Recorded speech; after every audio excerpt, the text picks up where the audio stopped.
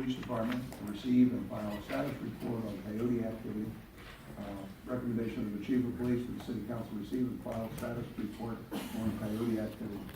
Before we get into this, I wanted to let everybody know that this was a request, I think, by Councilmember Matucci to bring it back to find out what the status of it is. We're not going to take any action this evening. What we're going to do is get a report from the Police Department as to what has occurred and the information that we have. We're going to take some testimony from the public.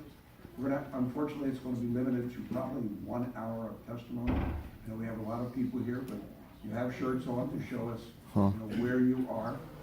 We've received lots of emails, and we encourage emails to be sent in the future before November 27th, I believe, will come back.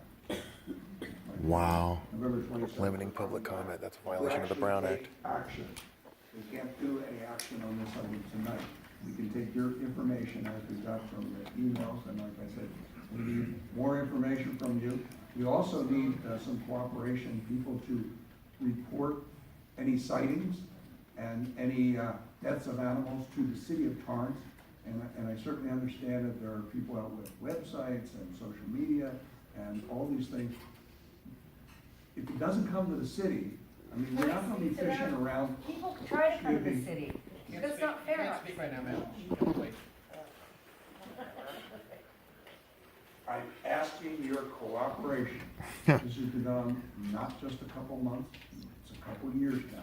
We've been addressing it as best we can within the laws that we are No, they haven't. bound by.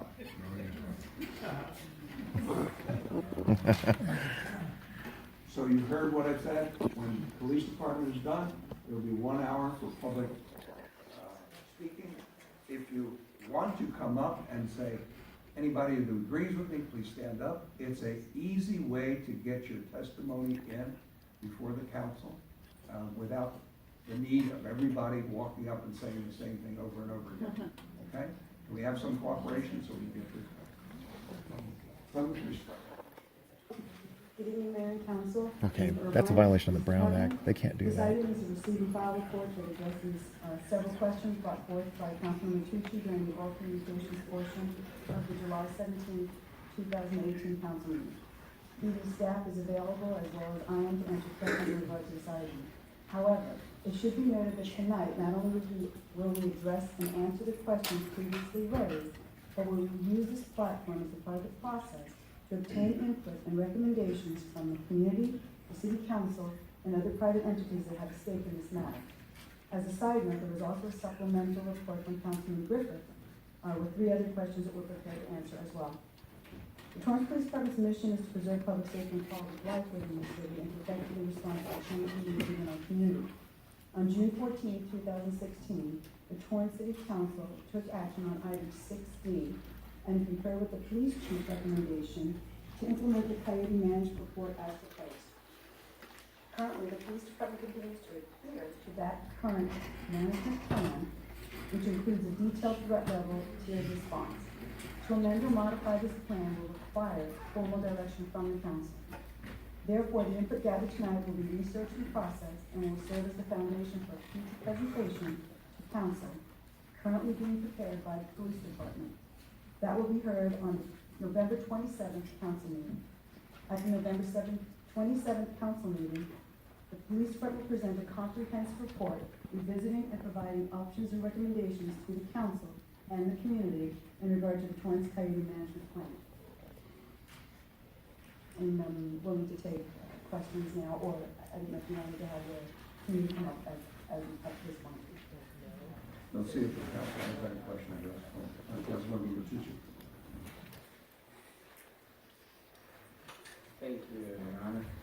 I had a question about the report and the fact that we're going to need a comprehensive report at a later date. I was told originally that we're going to have a report and the ability to vote on possible future action at this particular meeting. Is there any particular reason why we don't have a comprehensive report today? Because this came through as during the oral communications portion of the council, was not direction of the council to prepare and continue with modification or recommendations at this point to the city council. This was simply to answer your questions through the oral communications portion. Okay, but the what's, just as an educational thing for me. Councilman, we asked Yeah. for a series of questions and report back to you. Separate from that is we have a periodic response and presentation to you of how the plan's working and any changes or modifications to that plan. So there are two separate projects going parallel. The questions were the priority that you set. The departments put together the information and provided you with a response to those questions, and they're still working on the report. The report will come at a later date, and that's the date that they set tonight. And told you about. Okay, but I'm just not very satisfied with the answers to the questions. A lot of them are vague. I'll give you an example. Request number 4 was provide information on what was done with the information gathered by the GPS system that were attached to a smaller number of coyotes. The answer is Torrance Police Department has applied to be a part of the global positioning system study conducted by the University of California's Division of Agriculture, blah, blah, blah, blah. County of Los Angeles Department of Agriculture. The study has yet to begin. What? And, I think we can answer There's that. the road. We have the grant capability, but we're restricted on implementing the program by county action at this stage. Correct, we have applied to be part of a grant, I believe that, company in Irvine has applied for, to track each coyote is about $10,000. And so we've applied to assist them, but they have not gotten approval to utilize the tracking system. okay, so the grant is to pay for the tracking system? Is that what the grant was for? Among other things, yes, and we're going to be part of that grant. In the study and so forth. Correct. Okay. And obviously, I mean, the sightings in comparison from 2016, 2017, and 2017, 2018, there's obviously a considerable drop from the actual report, and I think the mayor said something correct, that we should be reporting to the police department. But at the same time, I would not want to diminish the efforts that are being done by the public, because there's some sites that are pretty darn accurate with pinpoint locations. Are we at all communicating with these individuals with those sites? At this time, we are not. And it would be, we understand the importance of social media. We think it's a great tool. We understand Nextdoor. We understand all of the social media, Facebook. It's great. But we also need to be able to have the information reported to us, because there might be a different response that we have if we know that there's a hot area. The threshold might raise to do something differently. Someone said, it's like when someone reports a burglary, we want to report it to the police department so we can have the information. Then certainly share it on social media so that more information can be obtained or received within the community. It's the same with the coyotes. We certainly want them to report to us so we can assess the situation clearly and then go ahead and report it on the social media site. The issues that we're also having with the social media sites as well as Facebook is they're reported from all over the region. Some of them even in Orange County, in Irvine. And so it's hard for us to extrapolate that information and solely be based it here, which is why it's so important for people who cite coyotes to report them to us. Social media is a great thing, but we need to know the ones that are being. For a little while, it seemed like social media was the only thing. I think there was quite a bit of a delay at first. And also, I think from talking to a lot of people, I mean, hundreds of people that have lost their pets, a lot of them didn't report it just because they felt like we weren't doing anything, and I'm kind of torn on that, because I know we have a plan in place. I guess my biggest concern is that obviously what the people want, we're not quite delivering on. That's just my feeling right now, but do we have a threshold as to, how many household pets need to die before we actually take action, I know it may not sound like a fair question.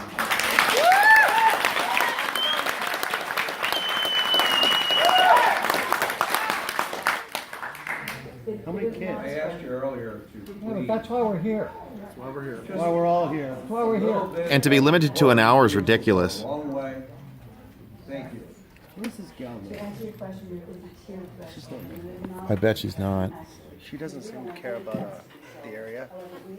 She talks about the community. She's not the community. In the Coyote No, and that's why I said it's not a fair question, but the community management plan is, in my opinion, a little vague.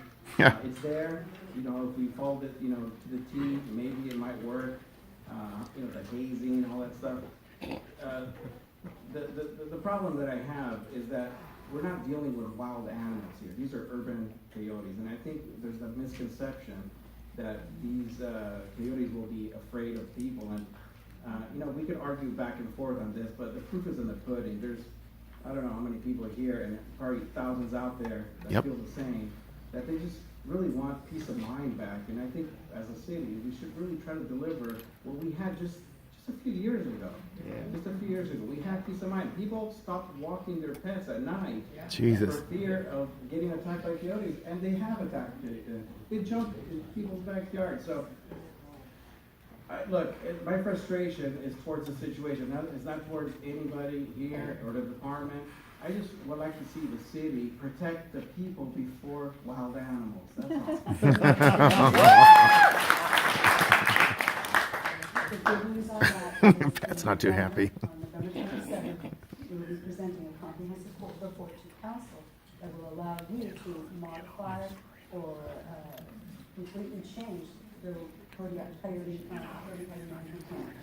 That will be the opportunity for that to be successful. I appreciate it. There's orders to do that. So do it. 300 more pets. Anybody else on the council? Is that the threshold? Okay, it's 8:10, we're gonna go for an hour of taking public testimony. Come on up. Where's my card?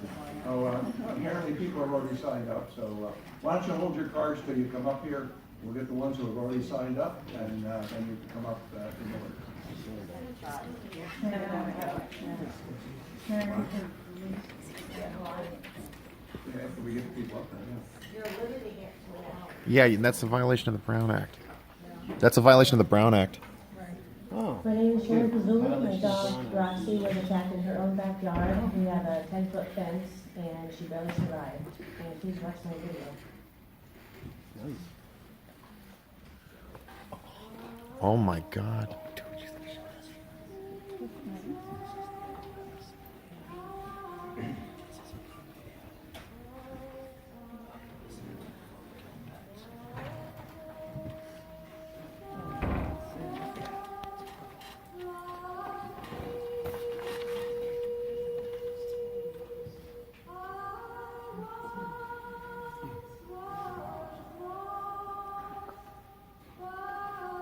Jesus.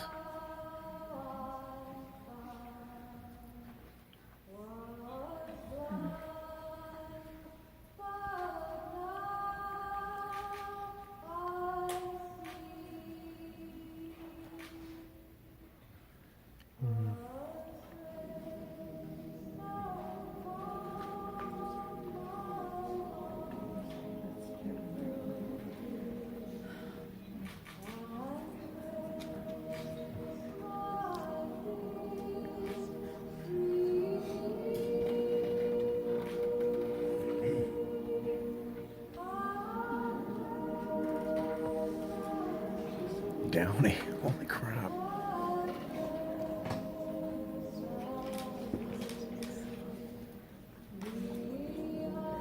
Tubby.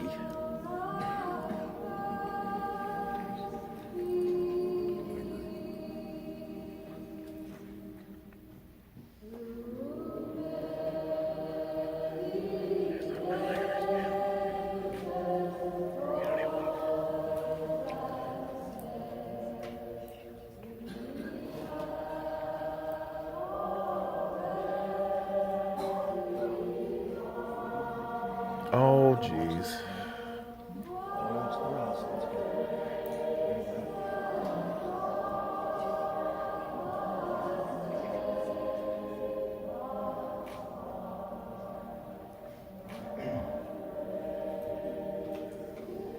Oh, God.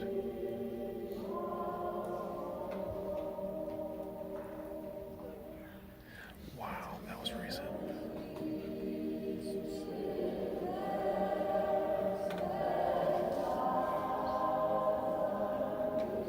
Oh my God. Broad daylight.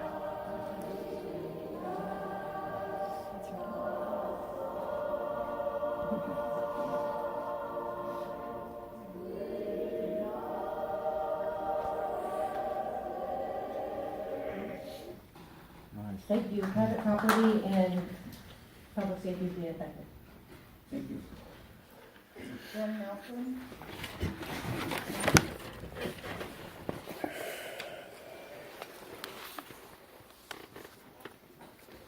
Hello, my name is Jim Nielsen. Thank you for this opportunity. Although I do currently live in Lomita, I was born in Redondo Beach. I've lived 50 years from El Segundo to San Pedro, everywhere in between. Torrance has always been my backyard. It has been safe until 3-4 years ago. Crows showed up in the 80s, and I can haze them. These suckers are mean as hell. And I would appreciate I like all the locals being here. I would appreciate those who are visiting from out of town, identify themselves or stay out of our business. Right on. Thank you. Ruth Hart.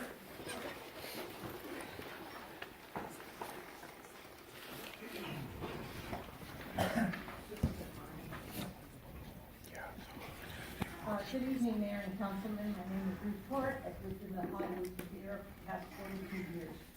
TPB will be presenting proposed modifications to the current coyote management plan on November 27th. This plan needs to be completely rewritten, not tweaked, for the following reasons.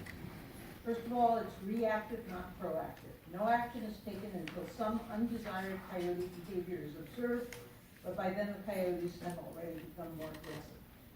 The plan is designed to promote coexistence with coyotes. This is unrealistic simply because no one has yet succeeded in getting coyotes to modify their behavior.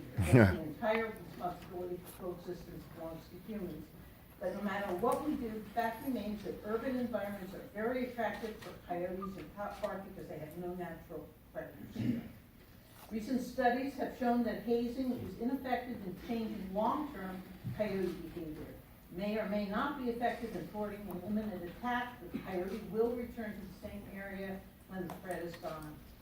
The same studies have stated that lethal removal must be an integral part of any coyote management plan. This doesn't mean a one-time action, but consistent, regular monitoring and actions that are designed to prevent attacks, not respond to them. Without lethal removal, the coyote population will continue to increase. Residents will continue to live in fear. It's a myth that lethal removal results in more coyotes. In fact, the wildlife biologist who authored the study to justify coexistence has explicitly stated that his findings have been misused. Responsibility for implementing the plan was given to TPD, but the police have much higher priority tasks to perform, so their involvement has been limited to education and reporting. As a result, they don't react to coyote sightings or attacks the way they react to human burglars or loose dogs. Somehow predator coyotes get a pass and are allowed to roam free, killing pets and stalking children with impunity. Many animals have been attacked in their own fenced backyards. Most importantly, the plan's been ineffective. There's no other conclusion to be drawn. We were probably at stage 2 or 3 of the 7 stages of coyote progression when the plan was adopted. Now we're at least at stage 5 and maybe 6. When it developed its coyote management plan, Torrance chose to listen to wildlife advocates rather than wildlife biologists, and now we're paying the price. We're in crisis with habituated coyotes roaming our streets day and night. They have no predators, and without human intervention to reduce the population, the problem will only get worse. We know that coyotes are living in areas other than Walteria Sump, and their City of Torrance responsibility. Take care of the problem or contract with someone like the county who will. Finally, when you're in a hole, stop digging, start from scratch, and create a new plan that reflects the current realities, predict the coyotes, and stop blaming victims.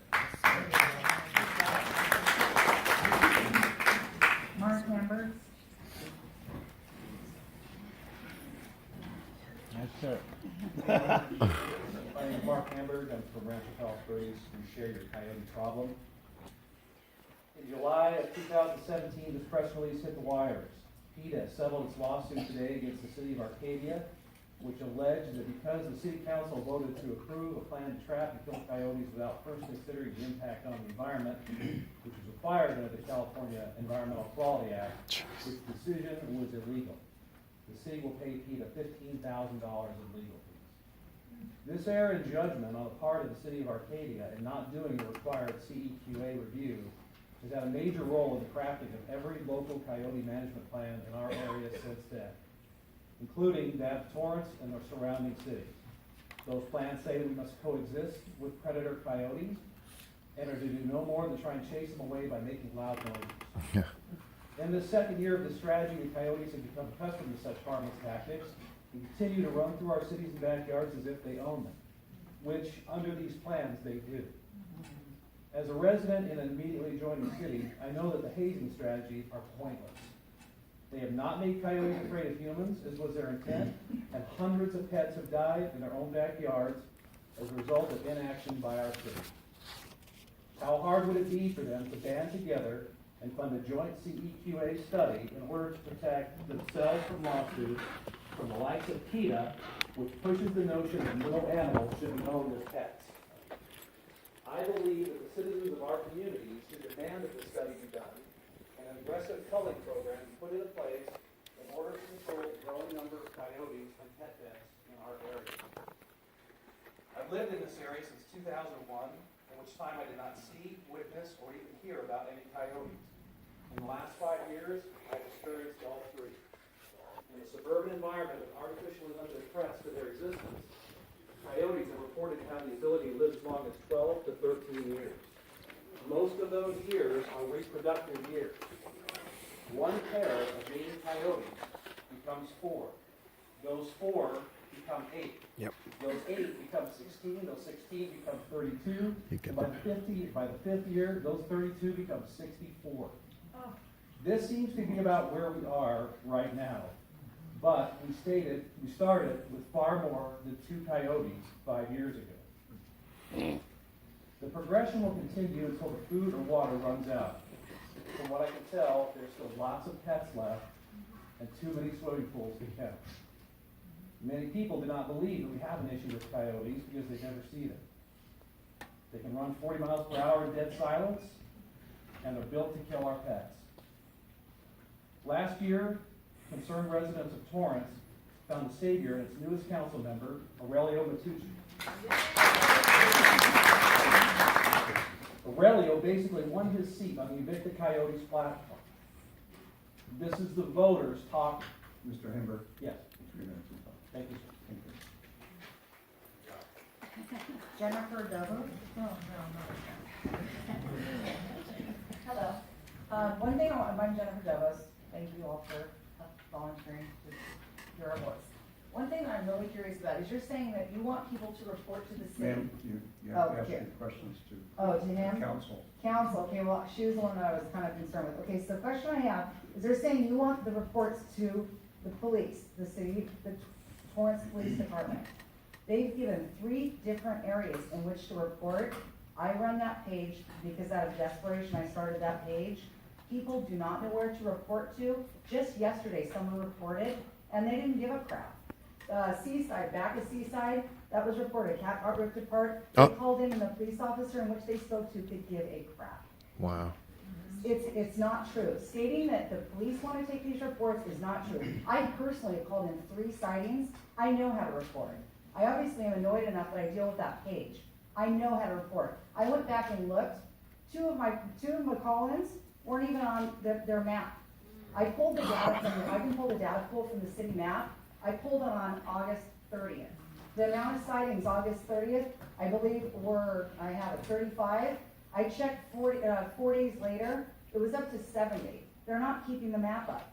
I have the data. I pull it from the city map. It's the city stuff. I'm not surprised that they don't want to report today, probably because they're not prepared, and I'm sorry, the cops do such a good job. It was such a poor decision to leave it in the police hands. I'm curious how much we spend as a city on the management plan that has not been followed, not one bit. When I talked to a particular officer, he said not one site visit has been done for any of the killings, which is a total easy orange, green, yellow part of the plan. Not one site visit. Nothing. So why did they even write the plan? If you're not following it, what's the point? Just to shut us up? And that's how I feel. I feel like it's just written to keep everyone in the community quiet. So you're reporting things real cute. Figure out how you want the community to report and actually give them a good place to report where people give a crap and actually log it down without us having to call back in multiple times and look and make sure that our report is logged for whatever it is. That's it. Thanks all. Christina Cole. I'm gonna pass, because y'all spoke to me already. I have nothing else to add to that, because I have it in my backyard, and that's all I have to say. Marilyn Milford.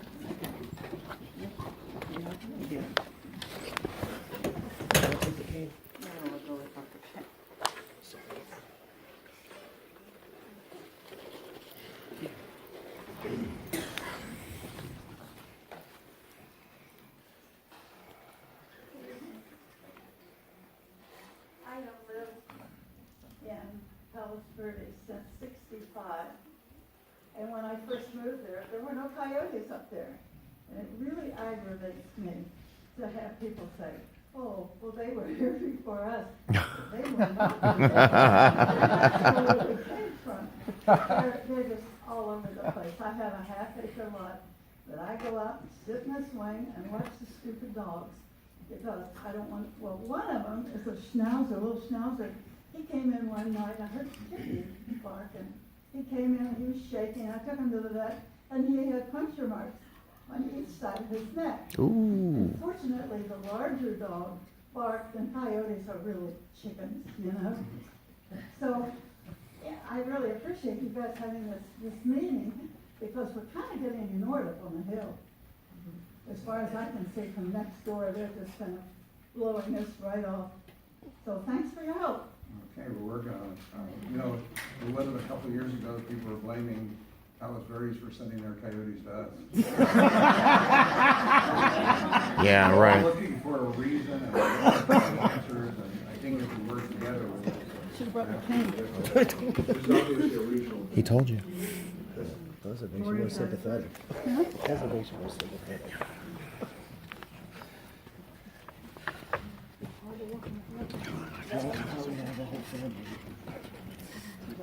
Hi, my name's Lori Jester, and I've lived in Torrance for over 20 years. I live near La Romeria Park. I back up onto the canal. I have neighbors that have lived in my neighborhood for over 60 years. They never saw coyotes until a few years ago.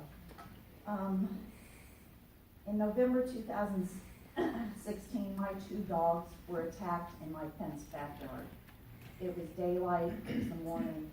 Fortunately, I was there, I was able to get to them, but you can't imagine what it's like to hear a dog screaming.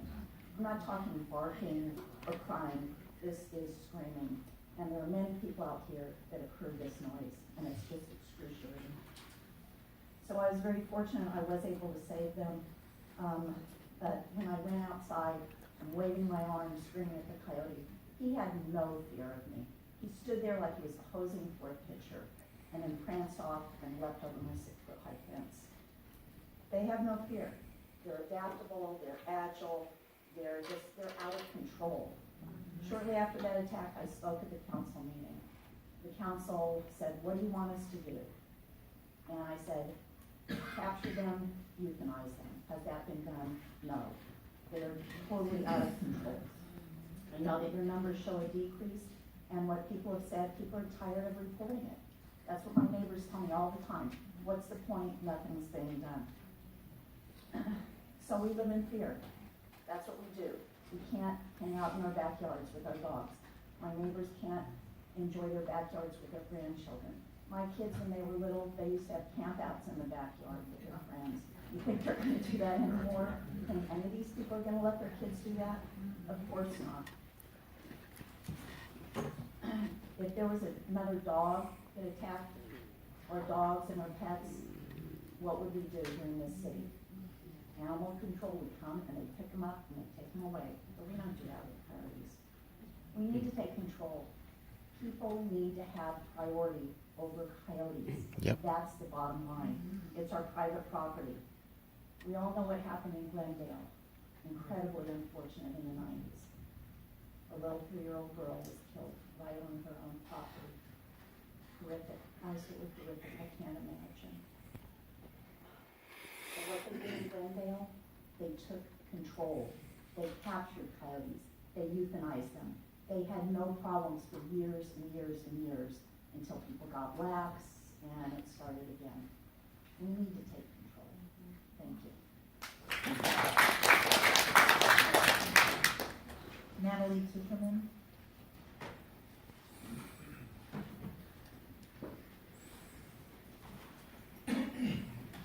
Hello, I'm Natalie Tischerman. I was actually welcomed into this community 59 years ago. My family has owned this home in Torrance. I went to Casman Elementary, kindergarten through 8th grade, North High, 9th through 12th grade. Had my children here. I have never, ever lived in fear like I wake up every morning. I was once a daddy's little girl, and I was also a great wife. I no longer have a daddy to look to protect me. I no longer have a husband to look to protect me. What I have, gentlemen, and mayor and council members, is you as my protectors. I'm asking, please, can we come together for help? It's not fun being part of social media and watching these people lose their pets. My pets have become my lifeline. They're what keeps me waking up and living and happy. And I need to do what I can to protect them. And as a resident and a taxpayer, I have installed an enclosed dog run, so I've done my part. Gentlemen, council, everyone sitting here, I'm asking you, please, let's come together so we can do your part and help us. No one else is currently signed up, Your Honor. And we want to be heard, come on.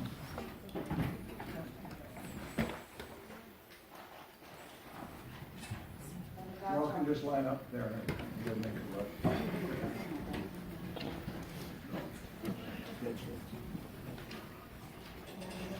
Ready? When the docs all say I have Torrance, the city adopted a plan in 2016, but the plan didn't address or anticipate that a coyote would stay. Build dens in our neighborhood, raise their young, new coyotes that never knew how to live in the wild. The police staff report indicated that the city has trapped, since 2016, one coyote. One coyote. Contrast that with the county's response, which began in August 17 of this year. 7 coyotes in 6 weeks. 1 in 2 years versus 7 Wow. in 6 weeks. This is in the face of the Torrance Police Department staff report stating all the numbers are down. Well,